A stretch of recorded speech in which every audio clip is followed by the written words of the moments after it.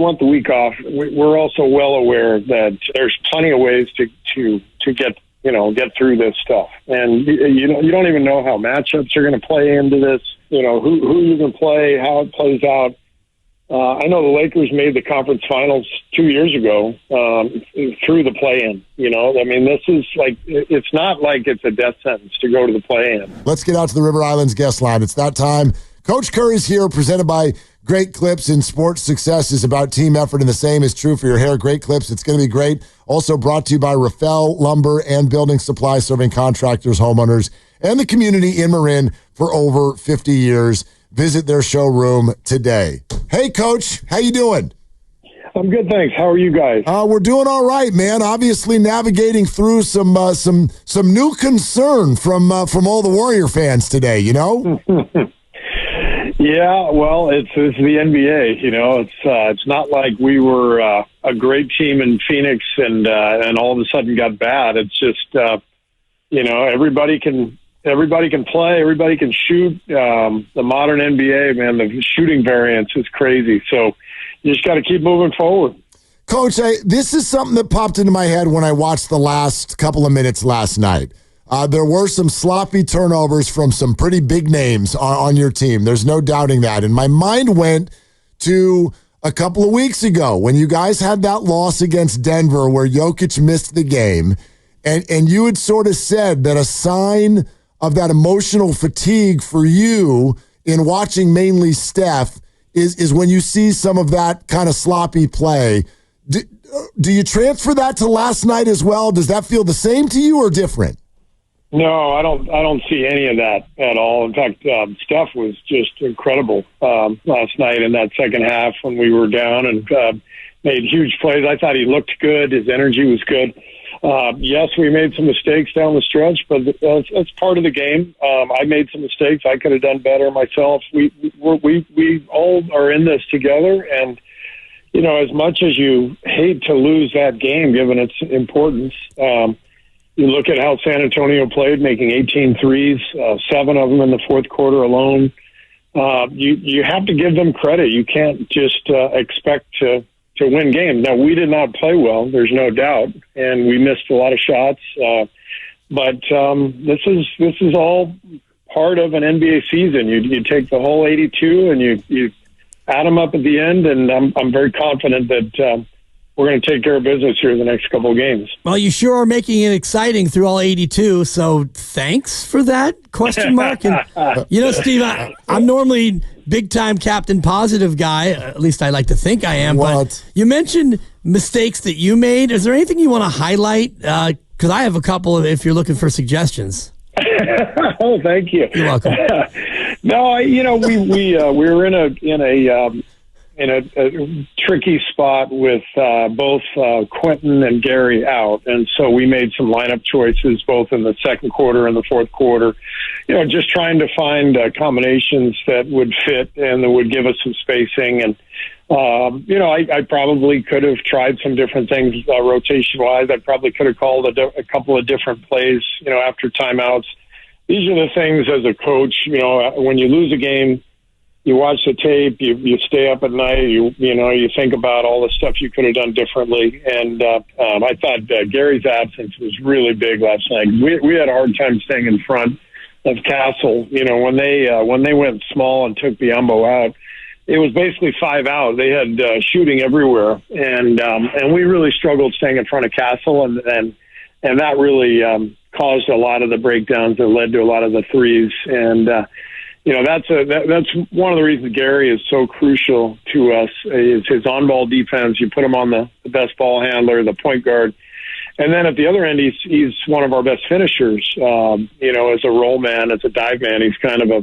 He's a point guard on defense and a power forward on offense, as you guys know. And so we missed him last night. We missed Quentin's, space shooting with that second group that we start, or not, I shouldn't say second group, but top of the second, top of the fourth lineup that we've gotten very comfortable with. So we missed those guys, but it's all part of it. Everybody has injuries, and we needed to respond a little bit better, and we didn't do it. But now we got to respond again. Coach, also in 90 minutes, there's a basketball game that you'll probably find interesting. Will you guys all kind of get together and watch this, or what's your plan? No, we'll all be following it, but everyone's got different plans and friends in town, going to dinner, whatever it is. But we will be paying close attention from our phones for sure. Can you remember another year in the Western Conference that's been like this? Not only the standings, but your former colleague Mike Brown fired and Taylor Jenkins fired, and then now Michael Malone fired with 4 games left and them in a top 4 spot. What did you make of that firing and just the West in general this year? Yeah, the firings this late in the season really seem unprecedented to me, but I don't know my full NBA history. I just don't remember during my time in the league anything like this happening. So those are both surprising given the status of both teams, Denver and Memphis both being playoff teams. And the Mike Brown firing was to me rushed and not the move to make with a guy who's turned your program around. But that was the history of the NBA is every franchise gets to do what they want to do, right? That's how it works. And so lots of great coaches have been fired, and I'll probably be one of them at some point in my career too. So this is the business we're in, and we all know what we're signing up for. But it does seem a little strange this late in the season. Well, so many of them, Coach, they feel like, and I think this is the nature of the league now, that there's some sort of discord either between a coach and a front office, or a coach and their star player or players, or maybe a mixture of all of it.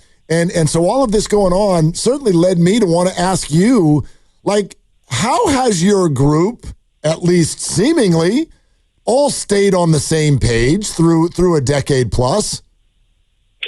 Well, we have great people, and we understand the value of stability and sticking together, and we have a lot of healthy conversation, behind the scenes, and plenty of arguments and all that stuff. But we are always connected and aligned, and it's crucial. It's the only way it can work. And I have to say that one of the reasons it works is because of Steph Curry too. When you have this kind of stability and leadership from your best player, it really filters through the entire organization. And so we're blessed. We've got a lot of great people, great organization, and we've stuck together through thick and thin. It's the only way you can do it. It's been more thick than thin, and that's been awesome. But I wonder about the messaging, because now it's 11 years in, and Steph's been here for all of it, and Draymond too. And at some point, it's human nature to kind of tune somebody out when it's the same thing over and over. So how have you evolved, not only in your style, but in your messaging with guys who've been there as long as you have? Well, we have a lot of fun. We really care about each other. I think most coaches who are able to stick around for a long time, I think of Greg Popovich, who I played for, Phil Jackson. I don't know. I think there's a comfort level with the fact that this is an emotional business, but you can't approach it with an emotional manner. It has to be. You have to be measured. You have to be able to deal with the losses like last night. You have to be able to tell the truth, but you also have to give guys the space they need to get through an 82-game season. And, I've got my flaws as a coach. There's plenty of stuff I can do better, but I do think that we have a great vibe in our building. And most of that is our players, but I think I've learned how to try to foster that vibe and create a good environment where everybody feels safe and productive and joyful. And I take a lot of pride in that. Coach Kerr with us here, as he is every week, on Willard and Dibbs 95.7 The Game. It's kind of funny, Steve, the whole 2 timelines phrase that became such a lightning rod with Warrior basketball over the last few years. When you hear of the things that are going on around the Western Conference, it feels like that's a subject for a lot of teams. The balancing of veteran players and going for it now versus development of our young assets. And that's clearly been something that I'm sure you guys have talked about and argued about. What is your philosophy on that? Like, how have you been able to navigate that over the last 3-4 years? Well, my philosophy, number one, is that the coach and the GM are two separate jobs, and they need to stay separate jobs. I just don't think it's possible for one guy to do both jobs. It's always been my philosophy that, first Bob and now Mike, it's their job to put together the roster, and I respect the work that they do. And then it's up to me and our coaching staff to coach the guys we have. And, we're for sure going to give our opinions on personnel matters, but ultimately there's a good, healthy separation of church and state. And then from there, it's really important to work together and collaborate. And that's where it gets tricky. Sometimes, and you're reading about it right now with different teams, you get, management wants to play one guy, coach wants to play another. You have to work through that. And there's ways to do that and collaborate and stay on the same page, even if you have disagreements. And it's tough, especially this time of year where you get into virtual must-win territory. Is it safe to say that you feel more comfortable leaning toward a veteran as opposed to a younger player if all things are created equally? I wouldn't say that at all. I just think it's safe to say that I lean towards the best lineup combinations that I can find, regardless of the age of the players.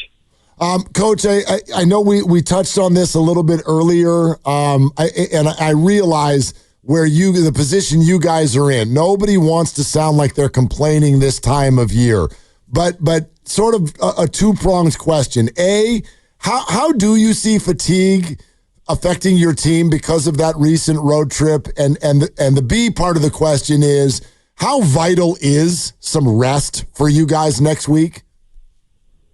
Well, I think the road trip that we came off of, followed by the stretch, Denver, Houston, at Phoenix, home last night on the back-to-back. There's no question that factors in.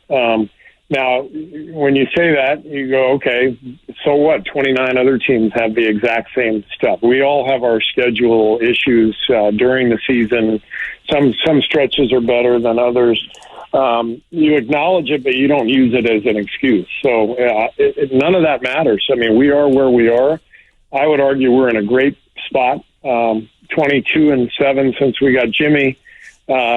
If we made that trade, can you imagine sitting here going, oh, yeah, and by the way, you're going to go 22-7. You're going to have top 5 offense, top 5 defense, and this is where you'll be with 2 games left in the season. You don't think we would have jumped at that? Yep. So the entire narrative has shifted. The entire vibe has shifted since Jimmy's arrival. So you can't let, one loss or a couple losses dampen that when you just have to recognize the West is loaded. There's a bunch of great teams. There's a bunch of great organizations who have put together, really good programs. And this is competition at its highest level, and we are in the mix. And I can't wait for tomorrow night and then Sunday and then whatever comes after that. And hopefully whatever comes after that is not until the following Saturday or Sunday. Is there a sense of added pressure and a desire to avoid those play-in games just to give a team with an older core a little bit of additional rest after the gauntlet you've been through? There is. Of course there is. I mean, we want the week off. We're also well aware that there's plenty of ways to get through this stuff. And you don't even know how matchups are going to play into this. Who you can play, how it plays out. I know the Lakers made the conference finals 2 years ago through the play-in. This is it's not like it's a death sentence to go to the play-in. But there's no doubt you'd rather avoid it just to not have to deal with the extra game or two, but also the stress of having to get through those games. Steve Kerr with us. Coach, we of course have to have some fun with what turned into a viral moment the other night. Let's play it for our listeners from TNT. This was not last night, but the game against the Suns with you talking to Buddy Hield on the sideline there. Buddy, Steph Curry. Buddy Hield. I want you guys to meet each other. Say hello to Steph. He's the greatest shooter in the history of the world. Wide open. He do. He came open late. I love you, buddy. I love you. All right, take us through introducing Buddy Hield to Steph Curry the other night. I was just having fun. Buddy is the greatest guy of all time. This guy brings so much joy and laughter to our locker room every single day. And so he's a guy who can laugh at himself. He missed Steph. Steph was wide open in transition for a corner three.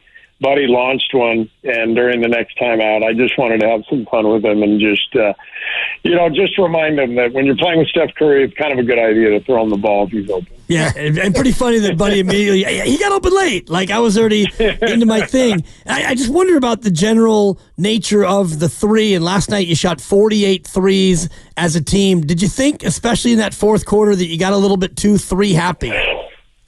Well, as long as they're open, I love threes, and I think it's important for us to shoot them because, frankly, we're not a team that finishes really well inside. We don't get a lot of easy buckets. Now Jimmy has changed some of that. He gets to the line so easily, and but what Jimmy does, I thought last night was a really interesting box score. Right, he took 8 shots and scored 28 points because he got to the line 17 times. But what Jimmy's game is about is putting pressure on the defense, getting to the rim, and then either drawing a foul or kicking it out for a three. And so we had a lot of really good looks last night, and shots didn't go in. When they don't go in, we all tend to say, well, maybe we shot too many threes. But look, that's who we are. We're in the top, it's 3 or 4 teams in the league, maybe second, I think, right now in three-point attempts. We need to do that as a team. We need to shoot a lot of threes because it's the modern NBA, and we other than Jimmy, we don't have a lot of guys who are scoring and drawing fouls in the paint. Coach, no surprise to you. There's always a lot of discussion about Jonathan Kuminga after every game. What are you seeing right now as far as his continued, getting comfortable with the new Jimmy Butler Warriors, and what kind of plans do you have for him in the postseason, assuming that you get there, of course?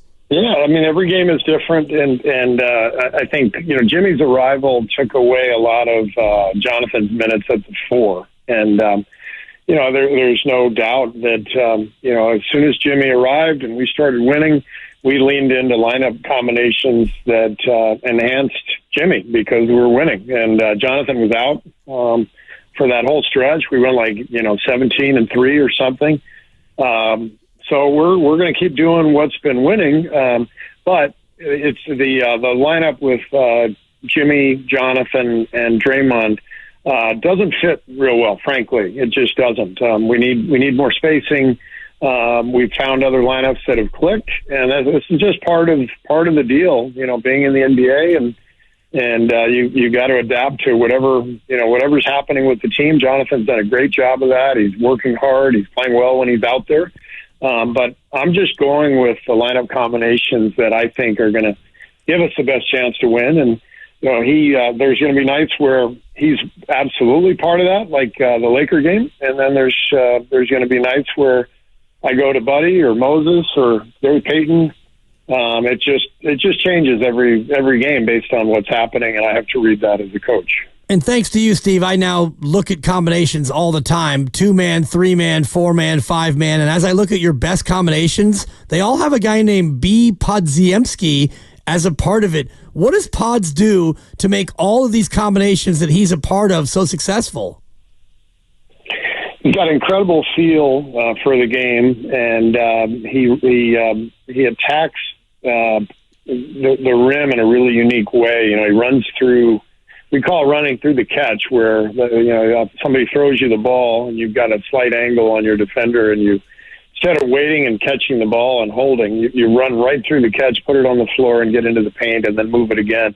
So Brandon is constantly breaking down the defense for us, and that's one of the reasons he's in all the best lineup combinations, because that's ultimately what the game is about. Is you want to break down the defense, you want to space the floor, and you want to generate shots, and he's a guy who does a lot of that. Coach, I know you haven't seen the Clippers in a while, but you also haven't beaten them this year. Are they, for some reason, matchup-wise, a more difficult matchup for you guys than other teams? So, number one, they're a great team. I think that's the first thing. I think they're one of the best teams in the league. I think they're a top 5 defense. And then, now that Kawhi is healthy, they're loaded with talent between Harden and Kawhi. Norm Powell, Zubats, I think, is one of the best centers in the league, and Ty's a great coach. So they're just really good, and so we got to take care of business here in Portland tomorrow, and then give ourselves a chance going into Sunday. So we're excited about it. And about Portland, in the opener, you smashed them, and then you played them again in March, and it was a high-scoring affair. But this Portland team continues to look better and better, and a team that's not waving the white flag. When you look at them tomorrow, what is the thing that maybe concerns you most about the Blazers? Just how hard they've played and how good they've been defensively. They've really gone through a transformation here the last couple of years under Chauncey, and with the lineup changes, roster changes, I should say, adding a lot of length. I think Denny Avila is fantastic, really impressive young guy. Kamara also, good young player. They've added a lot of length and athleticism, Shaden Sharp as well. So it's a good team, and they've been excellent here the last couple of months. I don't know, Coach. Maybe this is just what makes you so good to talk to, but you don't sound stressed at all. Everybody else sounds very stressed. I'm not stressed. I'm excited. We have a really good team. We flipped up last night, but had a lot to do with the other team, and I've been through this a long time. The NBA, Pop used to tell us, hey, guys, the other guys make millions of dollars a year, too, for a reason. They're pretty good at basketball. So, it's not supposed to be easy. And that's how it works. So there's just nights where, even against a team with a worse record, there's nights. And last night was one of them. And it's all about how you respond. And we've got to respond, and we've got to take care of all the details and the little things in order to, offset some of the shooting variance that you can get. Did you have any special words on the way out the door for either Barnes or Chris Paul last night?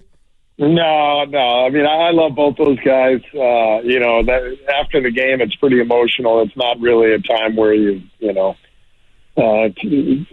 visiting. But if I see him this summer, I'll mention the game. Okay, yeah, perfect. Maybe next time you see Harrison, just tell him to knock that off. I mean, where was that 9 years ago, HB, when we needed it? I mean, come on. What are we doing? Coach, great to have you as always. Thank you so much. Best of luck the rest of the way. We'll talk to you next week. All right. Thanks, guys. Thanks, Steve.